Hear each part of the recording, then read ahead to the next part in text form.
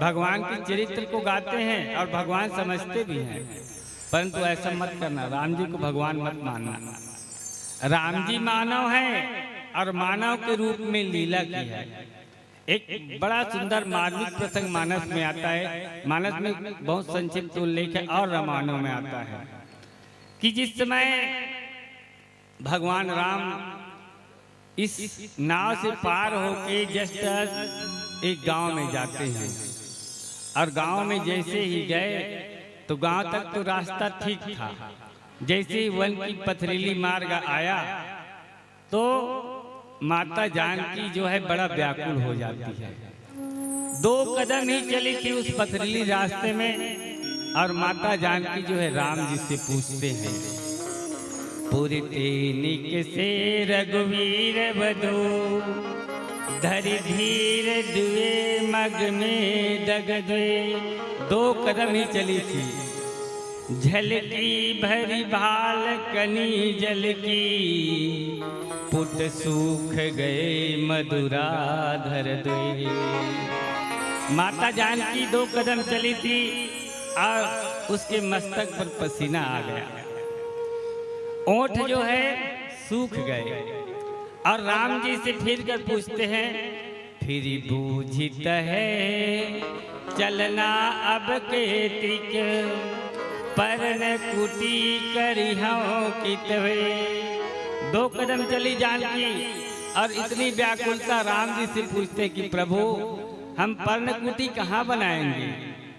और जब सीता जी की इस स्थिति को देखा राम जी ने, सिय की लकी आतुरता पिय की, अखियां अति चारु चली जल जे।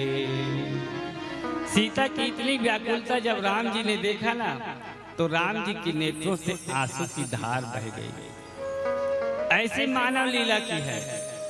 तो बिल्कुल परमात्मा के चरित्र को आप मनुष्य के चरित्र के रूप में देखो कि एक मनुष्य अपने जीवन की किस आदर्श किस स्थिति में जा सकता है, वो सर्वोच्च स्थिति राम का चरित्र है। ऐसे भगवान, और देखिए अभी हमारे पिछले व्याख्याकार बता रहे थे कि भगवान ने कभी अपने ईश्वरत्व होने का बोध नहीं किया है। कहीं मानस में ऐसा प्रसंग नहीं आता, केवल 2 प्रसंग आता है जहाँ भगवान ने दिखाया है कि मैं परमात्मा हूँ। एक तो माता कौशल्या के समक्ष भय प्रकट कृपाला दीन दयाला, और दूसरे काकभूषुंड जी महाराज के समक्ष। अन्यथा कोई भी ऐसे प्रसंग नहीं है जहाँ भगवान ने अपने ईश्वरत्व का बोध दिखाया हो, केवल मानव के रूप में लीला किया। इसलिए रामचरितमानस में मेरे प्रभु का जो पात्र है वो हम इस मानव जाति की मर्यादा और आदर्श के लिए एक पैमाना बन जाता है। आइए प्यारा सा भजन फिर आगे चर्चा करने का प्रयास करेंगे। जल में तू है, थल में तू है, नभ में तू श्री राम। 3 लोक के स्वामी तुमको बारंबार प्रणाम है।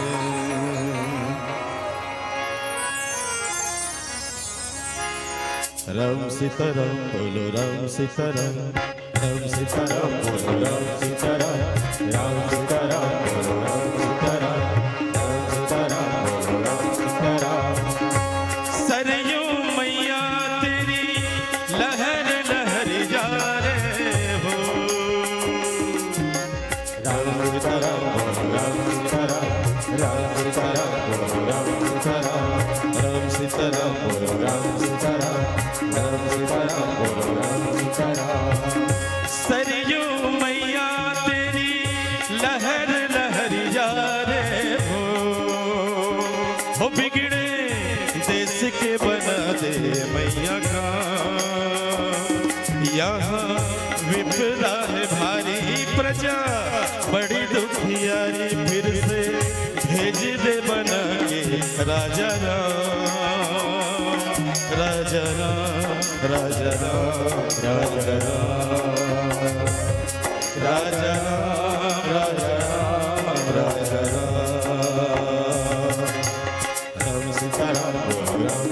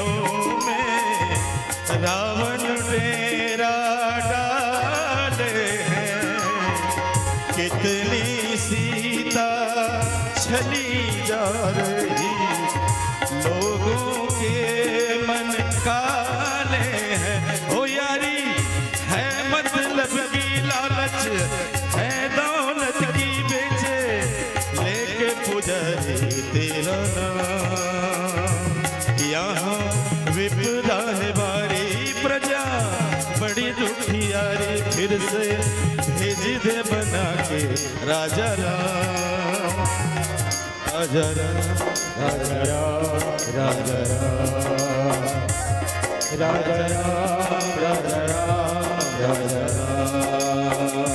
राम सीताराम बोलो राम सीताराम बोलो राम सीताराम राम सीताराम बोलो राम सीताराम राम सीताराम बोलो राम सीताराम।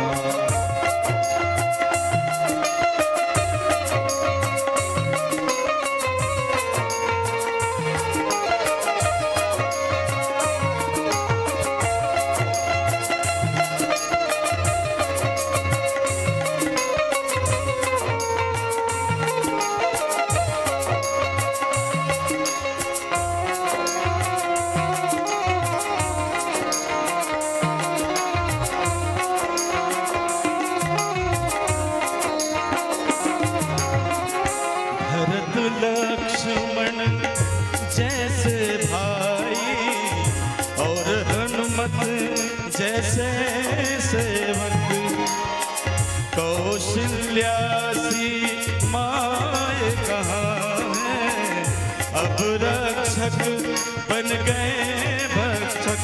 वो देखो बिगड़ा है हिंसा धर्म, बन गया हिंसा रोए, लेके अयोध्या तेरा नाम। यहाँ विपदा है भारी, प्रजा बड़ी दुखियारी, फिर से भेज दे बना के राजा राम राजा राम राजा राम राजा राम राजा राम राजा राम राजा राम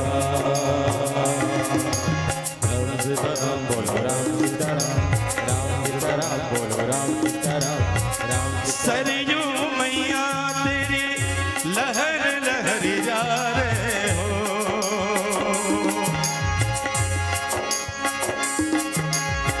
सरयू मैया तेरी लहर लहरी जा रहे हो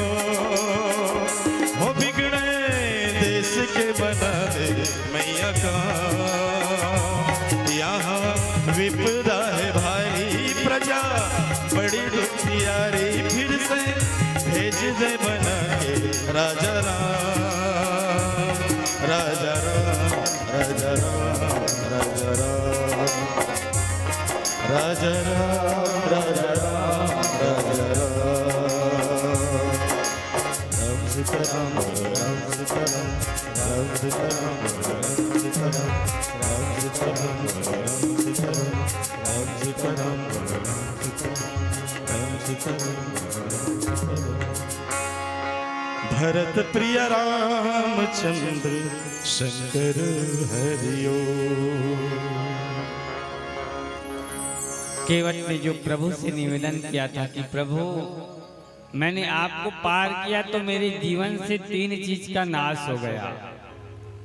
आज मैंने 3 चीज ऐसी पाली कि जिनमें पाने के बाद जीव के जीवन में कोई दुख नहीं रह पाता।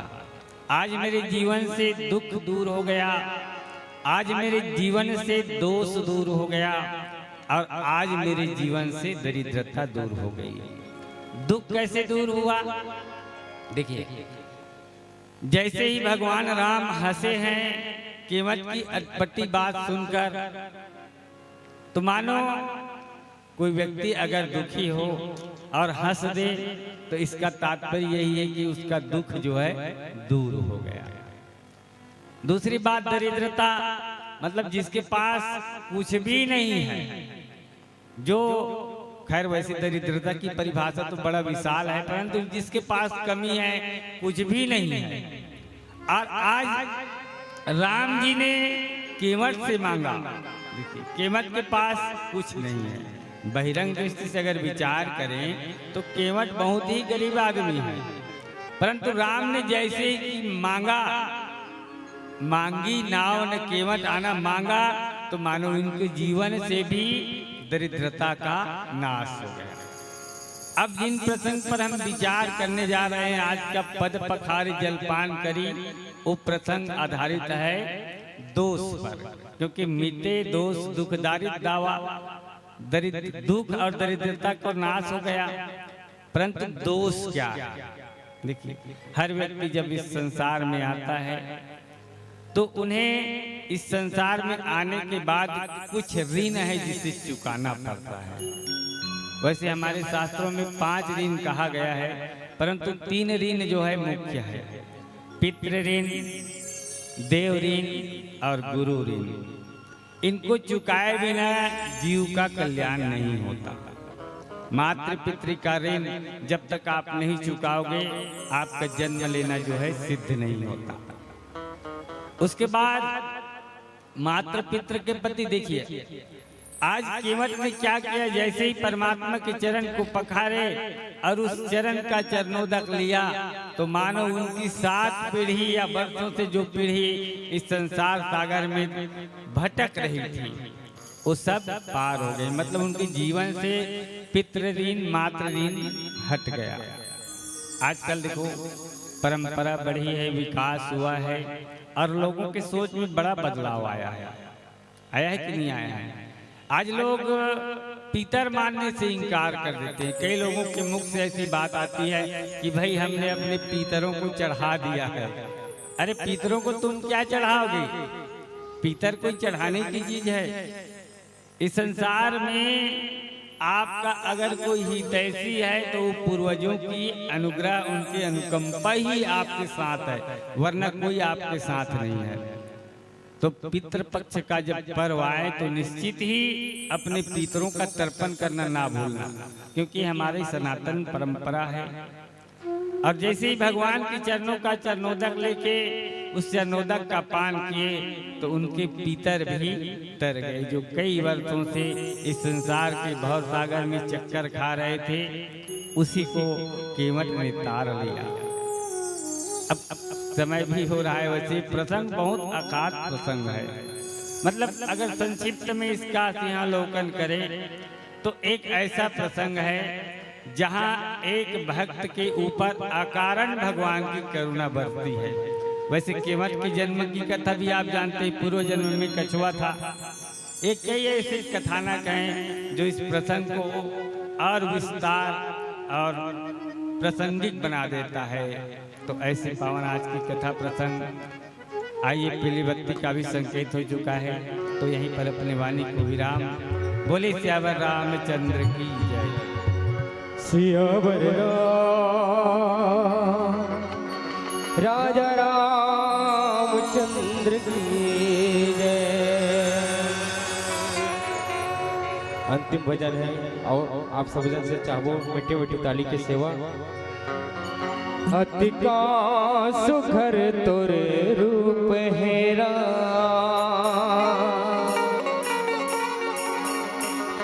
जी करते बस देखते रहो। ए मोरे नैना तोर बिना चैना, पाए नहीं सियारा। अति का सुघर तोर रूप है राम, जी करते बस देखते रहो। अति का सुघर तोर रूप है राम, जी करते बस देखते रहो। अति का सुघर तोर रूप है राम, जी करते बस देखते रहो। अति का सुघर तोर रूप है राम, जी करते बस देखते। ए मोर नैना तोर बिन चैना, ए मोर नैना तोर बिन चैना, पाए नहीं सियारा। ए मोर नैना तोर बिन चैना, पाए नहीं सियारा। अति का सुघर तोर रूप है, जी करते बस देखते रहो। अति का सुघर तोर रूप है, जी करते बस देखते रहो।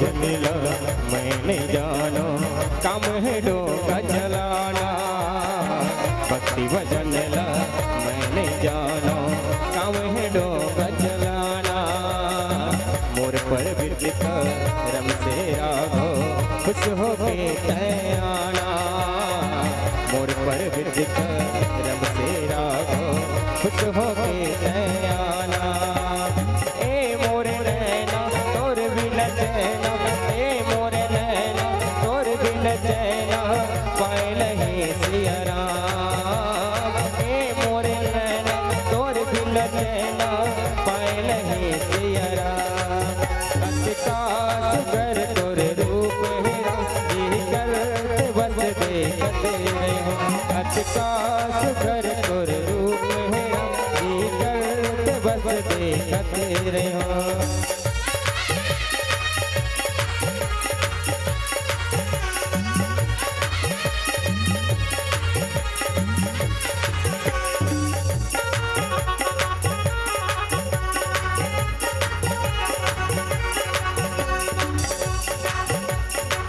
मोरी गरीबी के कुटिया मावे सोच नहीं रे हो मैं मोरी गरीबी के कुटिया मावे सोच नहीं रे हो मैं फुटह करमला मोरे जगावे जाने नहीं रे हो मैं फुटह करमला मोरे जगावे जाने नहीं रे हो मैं ए मोरे नैना तोर बिन चैना ए मोरे नैना तोर बिन चैना आए नहीं सिवा